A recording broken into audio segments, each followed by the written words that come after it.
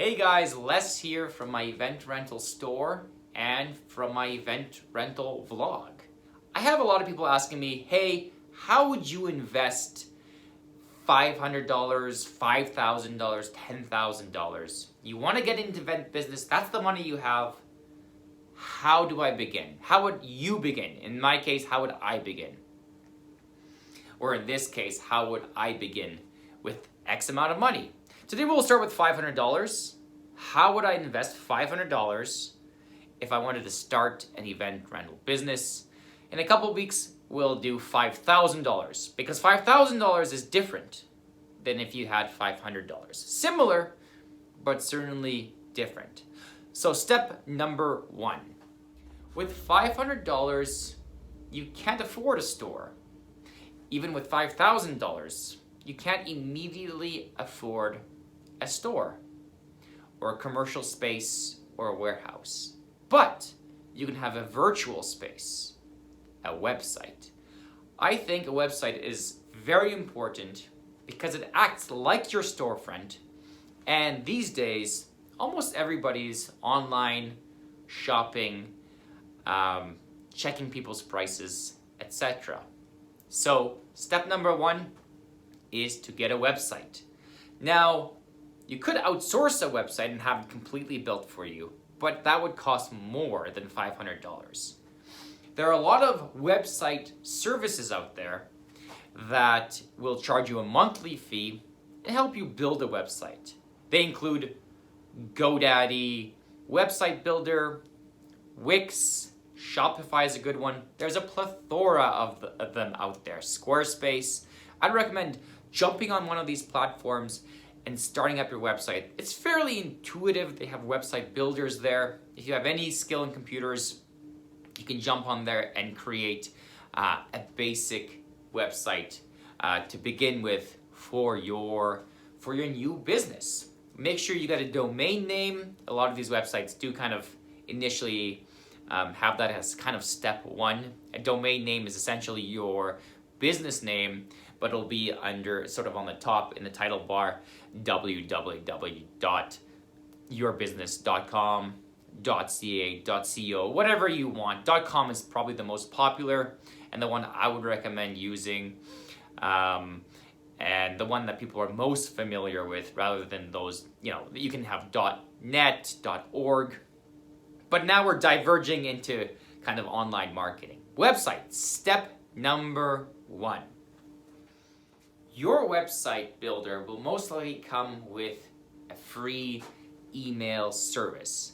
Now, I would recommend getting a professional Gmail business account. It doesn't cost too much, $5, $6, $7, $8, I don't quite remember, dollars per month. I think it's around $5 or $6 per month. And you get a professional email, so it'll be whatever you want, maybe your name at yourbusinessname.com. I think that's important because if you're getting clients that are companies, if you're getting clients that are kind of bigger eventually, they'll take you seriously and they know, hey, this person really is what he says he is. Furthermore, the Gmail email is very professional. It has a lot of features. You can integrate it to your calendar, Gmail calendar. You can integrate it to Google Drive. There's a lot of great features that your text-based free email that comes with your website builder won't have. So that's number two. I would certainly recommend a professional email. Step number three, or item number three that I would invest in when starting the business. And before we really get into things, this isn't just like investing on a whim. You have to be serious about this. And this is why we're not even investing into inventory yet, because we're really building that foundation.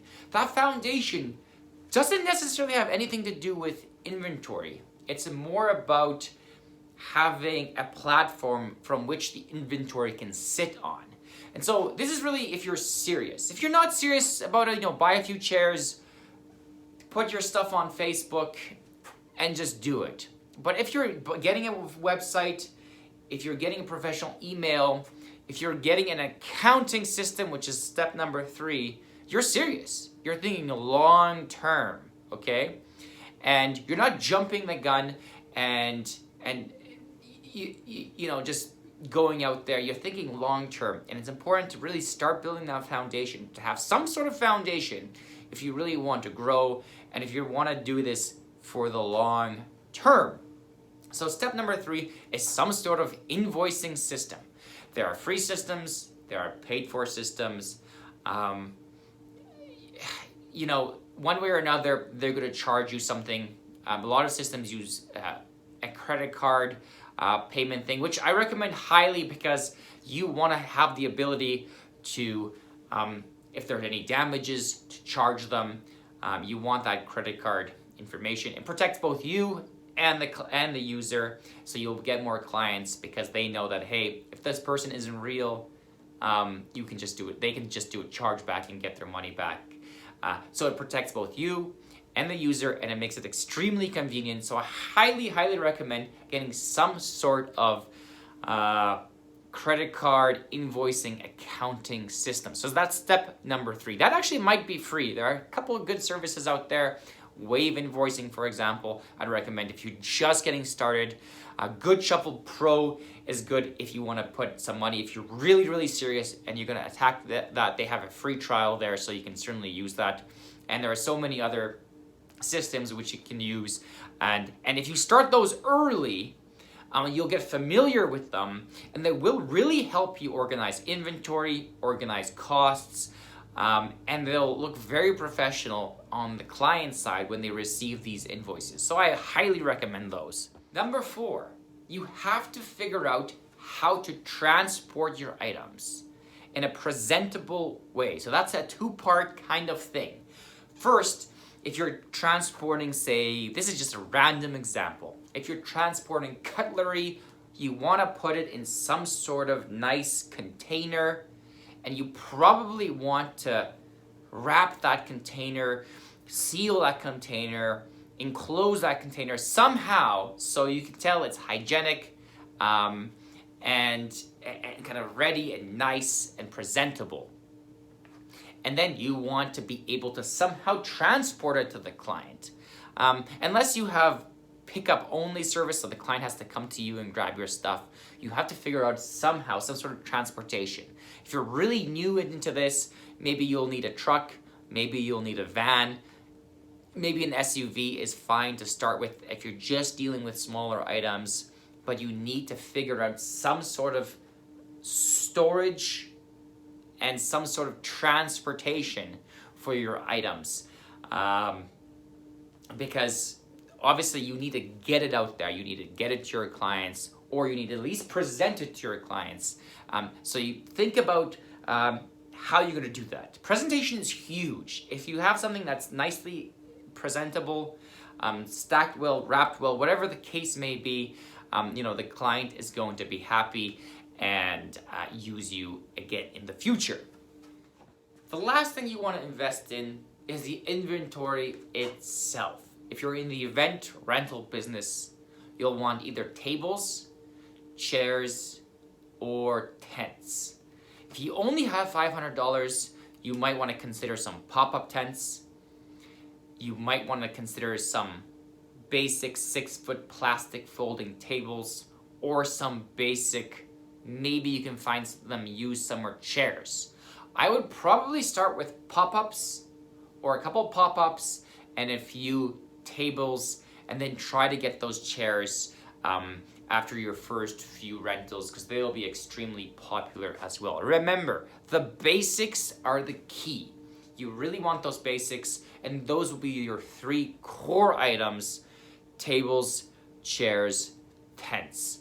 And an example of step number 4, which is protecting your equipment. For the pop-up, for example, you want to enclose it with some sort of cover so that A, it protects the pop-up tent, B, it looks professional, and so it's a win-win situation. That's an example of kind of the previous step, how it applies to the inventory that you might have. For tables and chairs, you really don't need to enclose it in any way. You're good to go.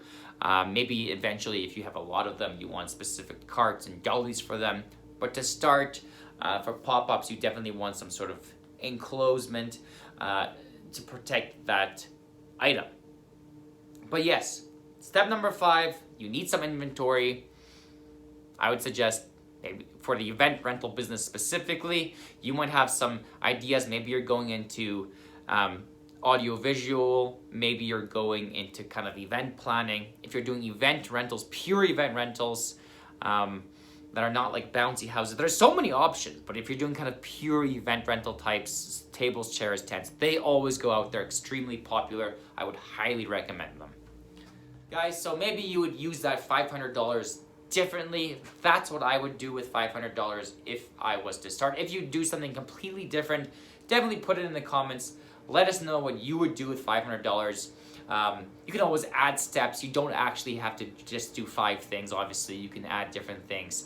That's what I would do. Let me know what you would do. Hopefully, you can get that business started and make some money. Take it easy. We'll see you later.